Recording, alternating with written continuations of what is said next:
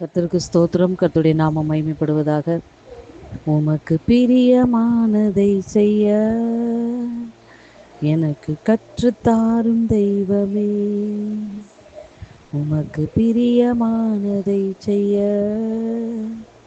எனக்கு கற்றுத்தாரும் தெய்வமே. நீரே என் தேவன்,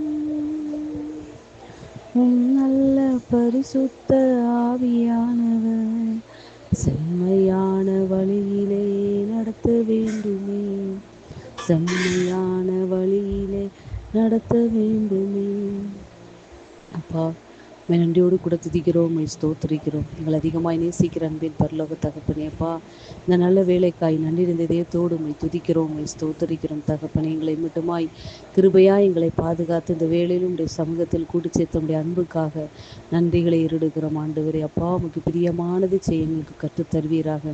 ஒவ்வொரு நாளும் உடைய பரிசுத்த ஆவியானவர் எங்களை செம்மையான வழியிலே நடத்தி செல்ல வேண்டும் என்று செபிக்கிறேன். அப்பா, உம்மை மாத்திரமே உயர்த்துகிறோம்.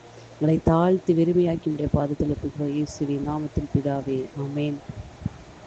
கர்த்தர் இந்த ஆலோசனைக்காக எரேமியா தீர்க்க தரிசன புஸ்தகம் 31ஆம் அதிகாரம் அதனுடைய 16வது வசனம். எரேமியா தீர்க்க தரிசன புஸ்தகம் 31ஆம் அதிகாரம் அதனுடைய 16வது வசனம். நீ அழாதபடிக்கு உன் சத்தத்தை அடக்கி, நீ கண்ணீர் விடாதபடிக்கு உன் கண்களை காத்துக்கொள் என்று கர்த்தர் சொல்லுகிறார். உன் கிரியைக்கு பலன் உண்டென்று கர்த்தர் சொல்லுகிறார். கர்த்தருடைய நாமம் மகிமைப்படுவதாக. நீ அழாதபடிக்கு உன் சத்தத்தை அடக்கி, நீ கண்ணீர் விடாதபடிக்கு உன் கண்களை காத்துக்கொள், உன் கிரியைகளுக்கு பலன் உண்டு கர்த்தர் சொல்லுகிறார்.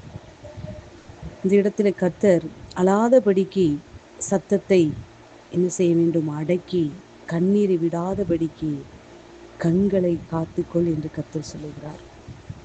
யார் அழுகிறார்கள்? யார் சத்தத்தை அடக்கி கொள்ள வேண்டும்? யார் கண்ணீர் விடாதபடி கண்ணை காத்து கொள்ள வேண்டும்? யார் என்றால், உன் கிரியைக்கு பலன் உண்டு என்று கர்த்தர் சொல்லுகிறார். நம்முடைய கிரியைகளை பார்க்கிற தேவன், அவர் கிருபை உள்ள தேவன். அதே நேரத்தில் நம்முடைய கிரியைகளையும் காண்கிற தேவன். நம்முடைய கிரியைகள், நம்முடைய செயல்கள், நம்முடைய அன்றாட வாழ்க்கையை நம்ம செய்யக்கூடிய ஒவ்வொரு செயல்பாடுகள் எப்படிப்பட்டதாய் இருக்கிறது என்று கர்த்தர் காண்கிறார். அன்பு பிள்ளைகளே, உன் கிரியைக்கு பலன் உண்டு என்று கர்த்தர் சொல்லுகிறார். நம்முடைய கிரியைகள் எப்படிப்பட்டதாய் இருக்கிறது? கர்த்தருடைய பார்வைக்கு பிரியமாகவும் செம்மையானதாகவும் இருக்கும் கிரியைகளை உடையவர்களுக்கு தான் கர்த்தர் இப்படியாய் சொல்லுகிறார்.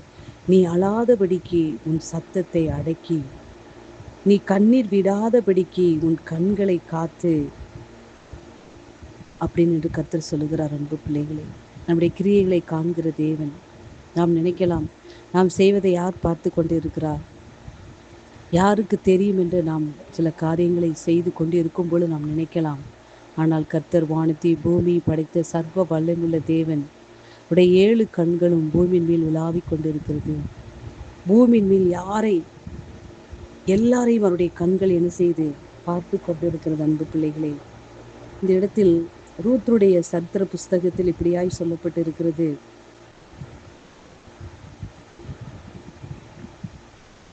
ரூத் என்ன செய்கிறா அப்படின்னா, போவாசுடைய வயல் நிலத்தில் தன்னுடைய மாமியாரோடு வந்து அந்த ஊரில் தங்கி இருக்கும் பொழுது, தன்னுடைய பிழைப்புக்காக, தன்னுடைய சாப்பாட்டுக்காக ஏதாவது வேணுமே என்று சொல்லி அந்த வயல் நிலத்திற்கு சென்று கொண்டு இருக்கும் பொழுது, அந்த போவாஸ் இப்படியாய் அந்த ரூத்திடம் சொல்லுகிறார். எப்படிப்பட்ட வார்த்தை என்றால், உன் கிரியைக்கு பலன் உண்டு. அதாவது நீ உன்னுடைய தேசத்தை, உன் தாய் தகப்பன் தேசத்தை விட்டு நீ பிரிந்து, உன்னுடைய கணவன் இறந்ததுக்கு அப்புறமும் நீ உன்னுடைய மாமியை விட்டு விலகாமல், அவளுடைய தெய்வம்தான் என்னுடைய தெய்வம், நீர் இருக்கிற இடம்தான் என்னுடைய இடம், நான் சாகும் வரை உன்னோடு தான் இருப்பேன் என்று அவரை விடாமல் பற்றி கொண்ட அந்த அன்பை கர்த்தர் பார்க்கிறார். அன்பு பிள்ளைகளே, போவாஸ் இந்த இடத்தில் இப்படியாய் சொல்லுகிறார். உன் செய்கைக்கு தக்கதாக ரூத் 2ஆம் அதிகாரம் அதனுடைய 12வது வசனத்திலே, உன் செய்கைக்கு தக்க பலனை கர்த்தர் உனக்கு கட்டளையிடுவாராக. இஸ்ரவேலின் தேவனாகிய கர்த்தருடைய செட்டைகளின் கீழ் அடைக்கலமாய் வந்த உனக்கு அவராலே நிறைவான பலன் கிடைப்பதாக என்றார். ரூத்துக்கு இப்படிதான் அவருடைய செய்கைகள் எப்படிப்பட்டதாய் இருந்தது. அவள் தன்னுடைய ஓர்பால், அவளுடைய அதாவது அவளுடைய கணவனுடைய சகோதரனுடைய மனைவி, அவளும் இவளுடைய ஸ்தானத்தில் இருக்கிறவள். அவள் நகோமி இப்படி சொல்லவும் அவளுடைய தேசத்தாரோடு அவள் போய் சென்று விடுகிறாள்.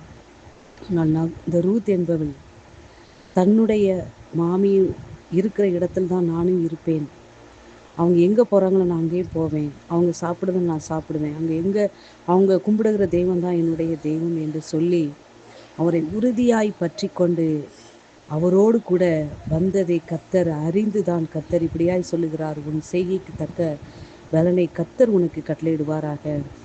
இஸ்ரவேலின் தேவனாகிய கர்த்தருடைய சட்டையின் கீழ் அடைக்கலமாய் வந்த உனக்கு அவராலே நிறைவான பலன் கிடைப்பதாக என்றார். கர்த்தருடைய பிள்ளைகளே, இந்த இடத்தில் நம்முடைய கிரியைகள் எப்படிப்பட்டதாக இருக்கிறது, நம்முடைய குடும்பத்தில், நம்முடைய சமுதாயத்தில், நம்மை சுற்றி இருப்பவர்களிடத்தில், நம்முடைய நண்பர்கள் சுற்றுச்சூழலில் நம்முடைய உறவு எப்படிப்பட்டதாக இருக்கிறது அன்பு பிள்ளைகளே, நம்முடைய செய்கைகள் எப்படிப்பட்டதாக இருக்கிறது என்பதை கர்த்தர் பார்க்கிறார் அன்பு பிள்ளைகளே. அப்படிப்பட்டவர்களுடைய வாழ்க்கையிலே கண்ணீர் இருக்கும், அழுகை இருக்கும். ஆனால் கர்த்தர் என்ன சொல்லுகிறார், உன் கண்ணீருக்கு விலக்கி, உன் சத்தத்தை அடக்கி, உன் கண்களை கண்ணீருக்கு காத்துக்கொள், உன் கிரியைக்கு பலன் உண்டு என்று கர்த்தர் சொல்லுகிறார் அன்பு பிள்ளைகளே. கவலைப்படாதீர்கள், நீங்கள் கர்த்தருடைய பாதையில், அவர் நடத்துகிற பாதையில் நடத்துவீர்களானால் கிருபையாய் கர்த்தர் நடத்த உங்கள் கிரியைகளுக்கு கர்த்தர் பலனை கொடுப்பார் என்பது சத்தியம் அன்பு பிள்ளைகளே. அவருடைய வார்த்தை ஒரு நாளும் பொய் சொல்லாது. அவருடைய வார்த்தை ஒரு நாள் வீணாய் போகாது. வானமும் பூமியும் ஒளிந்து போனாலும் அவருடைய வார்த்தை ஒரு நாளும் ஒளிந்து போகாது அன்பு பிள்ளைகளே. கர்த்தர் நமக்கு கொடுக்கிற இந்த வார்த்தை நம்முடைய கிரியைக்கு கர்த்தர் பலனுண்டு என்று கர்த்தர் சொல்லுகிறார் அன்பு பிள்ளைகளே. நம்முடைய செய்கைக்கு தக்கதான பலனை கர்த்தர் நமக்கு கொடுப்பார். இஸ்ரவேலின் தேவனாகிய கர்த்தருடைய சட்டியின் கீழ் நமக்கு வந்து அவராலே நிறைவான பலனை நமக்கு கர்த்தர் கொடுப்பார் அன்பு பிள்ளைகளே. நம்முடைய வாழ்க்கையிலே அழும்படியாக சத்தத்தை அடக்கி கொள்ள முடியாத வேதனைகள் இருக்குமாயின் உங்கள் சத்தத்தை அடக்கி கொண்டு அவருடைய சட்டியின் கீழே நீங்கள் வருவீர்கள். ஆனால் கர்த்தர் கிருபையாய் உங்களுடைய கிரியைகளுக்கு தகுதான பலனை கண்டிப்பாய் தருவார் அன்பு பிள்ளைகளே. அந்த ரூத்துக்கு இப்படி சொன்ன தேவன் வார்த்தையை சொல்லிட்டு மட்டும் போகவில்லை அன்பு பிள்ளைகளே. போவாசுடைய கண்களில் தயவு கிடைத்து அந்த போவாசுடைய நிலத்திற்கு அந்த நெற்கதிர்களை பொறுக்கும்படியாய் போனவள் அந்த வயநிலத்துக்கு சொந்தக்காரராய் கர்த்தர் அந்த இடத்திலே போவாசுக்கு உரிமையானவளாக மாற்றினார் அன்பு பிள்ளைகளே. அடிமை பெண்ணாகிய மோவாபிய ஸ்திரீயாகிய அந்த ரூத்தை கர்த்தர் ரெபெக்காளை போலையும் சாராளை போலையும் அவளுடைய கிரியைகள் இருக்கிறது என்று சொல்லி அவளை வாழ்த்தினார்கள் அன்பு பிள்ளைகளே. நம்மளையும் கர்த்தர் இந்த நேரத்தில் இப்படி தான் சொல்லுகிறார், நம்முடைய செய்கைகள் தகுதான பலனை கர்த்தர் கண்டிப்பாய் தருவார் அன்பு பிள்ளைகளை. நீங்கள் விசுவாசிங்கள், கர்த்தருடைய மகிமையை காண்பீர்கள் அன்பு பிள்ளைகளே. மோவாபியருடைய ஸ்திரீ சபிக்கப்பட்ட அந்த ஜனத்திலிருந்து வந்த ரூத்தினுடைய வரலாறு சரித்திரமாக எழுதப்பட்டது அன்பு பிள்ளைகளே. நம்முடைய வாழ்க்கையிலும் கர்த்தர் கொடுக்கிற கர்த்தருடைய பிள்ளைகளுடைய வாழ்க்கையில் நடக்கிற எல்லா கண்ணீருக்கும் அழுகைக்கும் அவர் பலன் கொடுப்பார். அதுக்கான பலனை கர்த்தர் நிச்சயமாய் தருவார் அன்பு பிள்ளைகளை. வார்த்தை நிமித்தமாக கர்த்தர் உங்களை ஆசீர்வதிப்பாராக. ஆமென்.